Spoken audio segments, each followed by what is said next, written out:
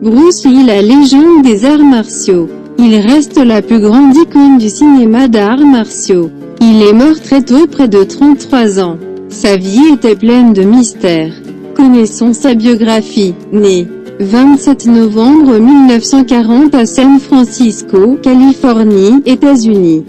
Décédé 20 juillet 1973 à Kowloon, Hong Kong, œdème cérébral.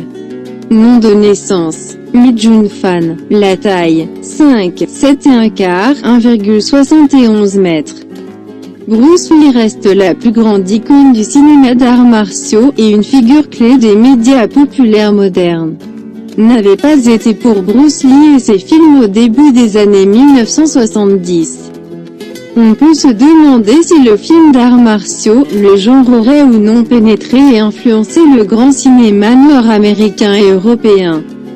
Et le public comme il l'a fait au cours des 4 dernières décennies. L'influence du cinéma d'arts martiaux et asiatique peut être vue aujourd'hui dans tant d'autres genres de films comprenant des comédies, l'action, le drame, la science-fiction, l'horreur et l'animation, et ils ont tous leurs racines dans le phénomène qui était Bruce Lee. Lui est né, Lee Jun Fan, le 27 novembre 1940 à San Francisco, le fils de Liu Xuan, un chanteur de l'opéra cantonais. Environ un an plus tard, la famille est retournée à Kowloon à Hong Kong et à l'âge de 5 ans, un jeune Bruce commence à apparaître dans des rôles d'enfants dans des films mineurs, y compris La naissance de l'humanité, 1946, et Fugi Fuyun, 1948.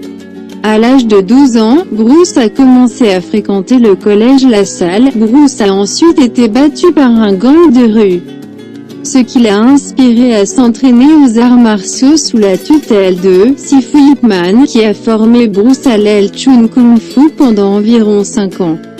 Ce fut la seule formation d'arts martiaux formalisée jamais entreprise par Lee. Le talentueux et athlétique Bruce a également pris la danse Cha-Cha-E, à l'âge de 18 ans. A remporté un grand championnat de danse à Hong Kong. Cependant, son tempérament et ses points rapides lui ont causé de nombreuses difficultés avec la police de Hong Kong. Ses parents ont suggéré qu'il parte aux États-Unis. Lee a atterri dans le quartier chinois de San Francisco en 1959 et a travaillé dans le restaurant d'un parent proche. Il a finalement fait son chemin à Seattle, Washington, où il s'est inscrit à l'université pour étudier la philosophie et a trouvé le temps de pratiquer ses techniques de kung-fu bien aimées. En 1963, Lee rencontre Linda Ali Cadwell, alias Linda Emery, plus tard son épouse, et ouvre sa première école de kung-fu au 4750 University Way. Au début des années 1960, Lee est associé à de nombreuses figures majeures des arts martiaux aux États-Unis, notamment Ed Parker, spécialiste du Kena Karaté, Jim Murray, maître du Taekwondo. Il a fait des apparitions à des événements d'arts martiaux notables, y compris les Nationals de Long Beach.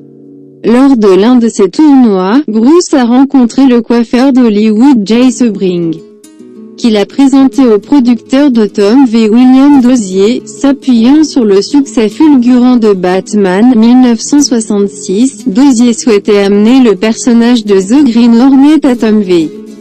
et était à la recherche d'un acteur asiatique pour jouer l'acolyte du Kato, le Green Hornet. À cette époque, Bruce a également ouvert une deuxième école de kung-fu à Oakland en Californie et s'est installé à Oakland pour se rapprocher d'Hollywood. Le test d'écran de Bruce a été un succès. Et The Green Hornet 1966 avec Van Williams a été diffusé en 1966 à 1967 avec un succès mitigé. Ces scènes de combat étaient parfois obscurcies par des angles de caméra non révélateurs. Mais son dévouement était tel qu'il insistait pour que son personnage se comporte comme un garde du corps parfait, gardant les yeux sur quiconque menacerait son employeur sauf quand le scénario rendait cela impossible. Le spectacle a été annulé après seulement une saison, 26 épisodes, mais à ce moment-là, Lee recevait plus de messages de fans que l'étoile nominale de l'émission. Il a ensuite ouvert une troisième branche de son école de Kung-Fu à Los Angeles et a commencé à offrir des cours d'arts martiaux personnalisés à des célébrités telles que les stars du cinéma Steve McQueen et James Coburn ainsi que le scénariste Sterling Siliphant. En outre, il a affiné ses connaissances antérieures de l'El Chung et incorporé des aspects d'autres styles de combat tels que la boxe traditionnelle et le karaté d'Okinawa. Il a également développé son propre style Jeet Kune Do, chemin du point intercepteur. Une autre opportunité de film lui est venue alors qu'il a décroché le petit rôle d'un homme nommé Vince Long qui intimide le regard privé James Garner à Marlowe, 1969.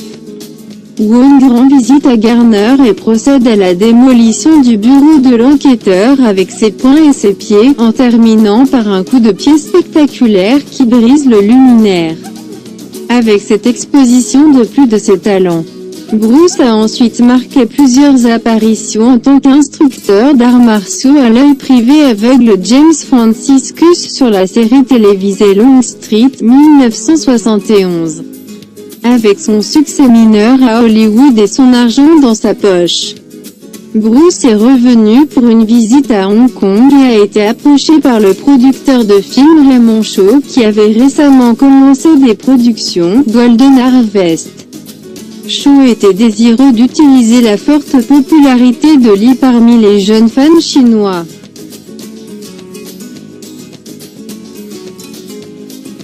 Et lui a offert le rôle principal dans The Big Boss 1971, aka The Big Boss, aka Fist of Fury. Lors de cela, Lee joue un cousin lointain venant rejoindre des parents travaillant dans une glacière, ou assassiné. Le film a été réalisé par Wei Lo. Tourné en Thaïlande sur un budget très bas et dans des conditions de vie terribles pour la distribution et l'équipe. À Hong Kong, le film était un énorme succès. Shaw savait qu'il avait frappé au box-office avec Lee et assembla rapidement un autre scénario intitulé The Chinese Connection 1972, alias Fist of Fury, alias The Chinese Connection. Le film, avec un budget un peu plus important, a été de nouveau dirigé par Wei Lo et a été établi à Shanghai en 1900. Lee retournant à son école pour constater que son maître bien-aimé a été empoisonné par l'école de karaté japonaise locale. Les méchants et se préparent à la vengeance sur les responsables de meurtre son professeur et intimidant son école. Le film présente plusieurs séquences de combat superbes. À la fin du film, Lee refuse de se soumettre à la loi japonaise et saute apparemment à sa mort sous une pluie de balles policières. Une fois de plus, les rues de Hong Kong ont été envahies par des milliers de fervents cinéphiles chinois qui ne pouvaient pas en avoir assez de l'intrépide Bruce Lee. Et son deuxième film a battu les records du box-office fixés par le premier. Lee crée alors sa propre société de production, Concorde Productions, et entreprit personnellement de guider sa carrière cinématographique en écrivant, en dirigeant et en jouant dans son prochain film The Way of the Dragon, 1972, alias Le Retour du Dragon.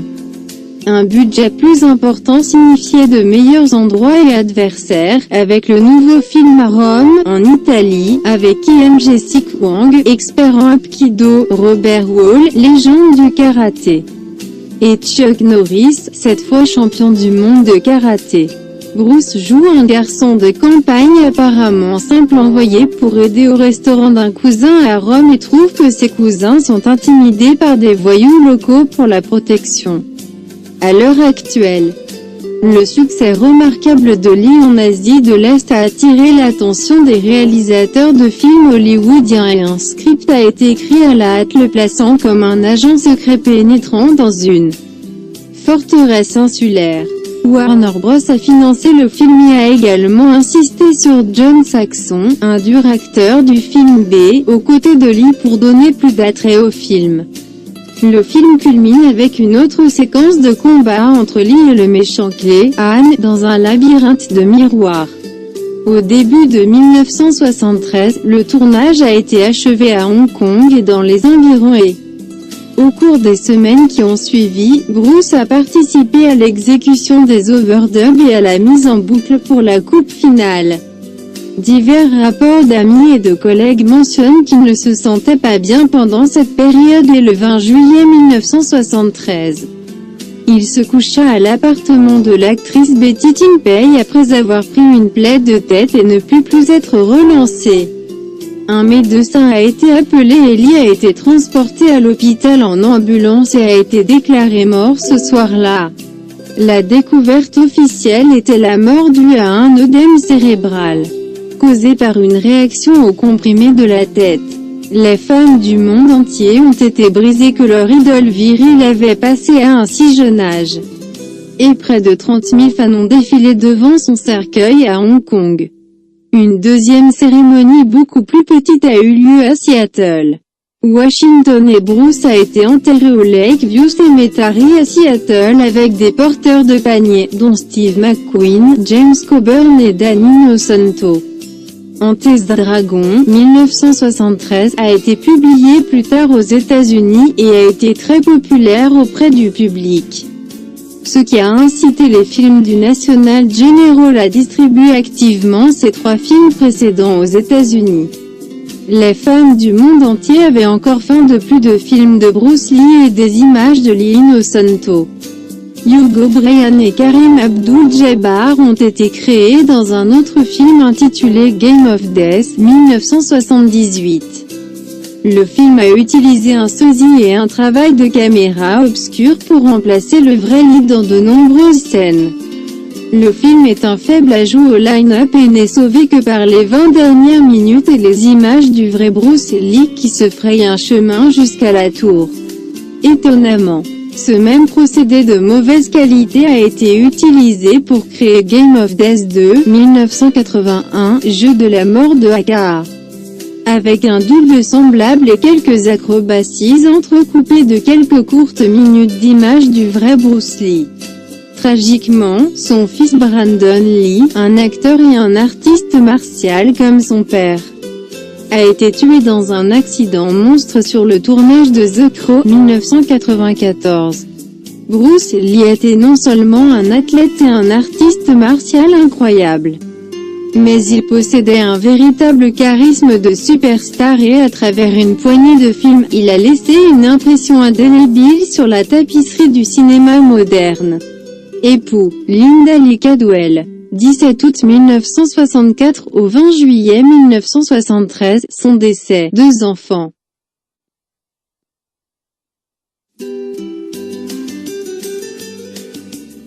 Marque de commerce. Il a souvent eu une scène dans ses films ou dans un combat. Il est blessé, debout, abasourdi. Il goûte son propre sang et ensuite il devient berserk, effaçant tout adversaire sur son chemin. Fait des bruits d'animaux quand il s'est battu pour déstabiliser ses ennemis et concentrer sa force. Ces personnages étaient souvent fièrement chinois et combattaient des ennemis qui opprimaient ces gens de manière raciste, comme quand il a brisé un panneau, pas de chien ou de chinoise autorisé, avec un coup de pied volant. Utilisation de Jeet Kune Do. Une forme d'arts martiaux qu'il s'est inventé dans laquelle la liberté de réaction était beaucoup plus importante que la forme rigide. Coupe de cheveux bol, mouvements rapides et réflexes. Corps et muscles extrêmement bien définis. Dans au moins une séquence de la plupart de ses films, il utiliserait un nunchaku contre ses adversaires luttant torse nu. Trivia. Classé 100 dans la liste, les 100 meilleures stars du cinéma de tous les temps, du magazine Empire, UK. Octobre 1997. Père de Brandon Lee et Shannon Lee. Décédé d'un œdème cérébral à Hong Kong à l'âge de 32 ans. Il est considéré comme le plus grand artiste martial du XXe siècle. Développer son style d'art martial appelé Jeet Kune Do, chemin du point intercepteur, qui est plus une idée d'être flexible et pratique avec l'apprentissage des arts martiaux. Intérêt au cimetière Lake View. Seattle, Washington, États-Unis, alors que la série télévisée The Green Hornet, 1966, était en production. Bruce a fait plusieurs apparitions promotionnelles en tant que Kato mais a fait un point pour ne jamais faire les cascades d'arts martiaux standards, ce qui n'a rien à voir avec les arts martiaux. Bruce Lee Jun Fanny Wencam, nom de naissance complet de Bruce Lee, est né l'année du dragon, 1940, à l'heure du dragon, entre 6h et 8h. Était un danseur accompli et champion de cha-cha-cha de Hong Kong. Un bagarreur noté à Hong Kong, Lee a reçu l'entraînement formel dans l'El Chun sous le sifu légendaire Yip Man.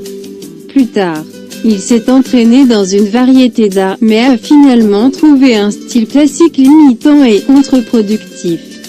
Il a développé Jeet Kune Do qui, a-t-il souligné, n'est pas un style mais une façon d'approcher les arts martiaux au-delà du style. C'est le précurseur pour mélanger les arts martiaux, pesait seulement 128 livres au moment de sa mort.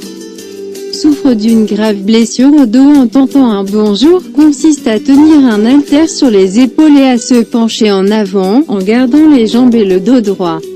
Pendant sa convalescence, il a écrit plusieurs livres sur les arts martiaux. Son premier grand projet américain fut le rôle de Kato dans la série télévisée The Green Hornet, 1966.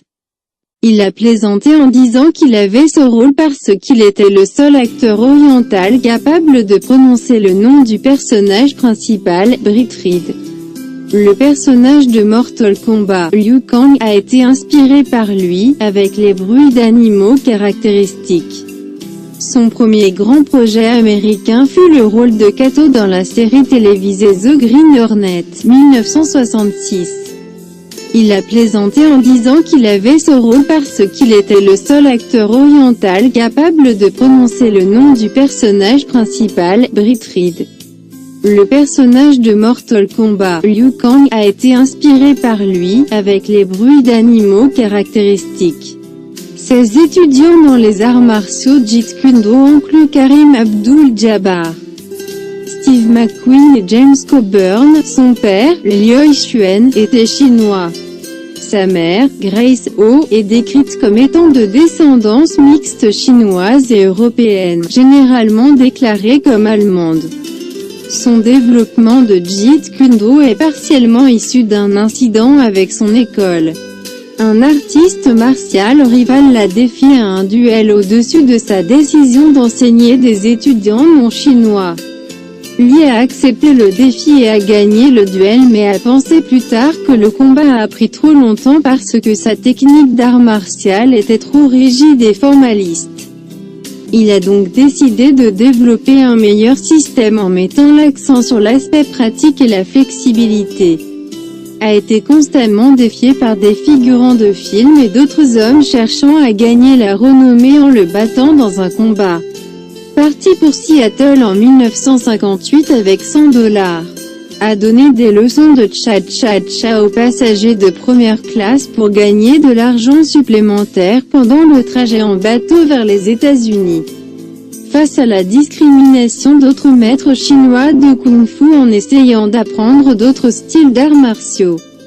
Habituellement allait à l'homme numéro 3 ou 4 dans un certain système pour l'apprendre en échange de l'enseignement de ce qu'il savait.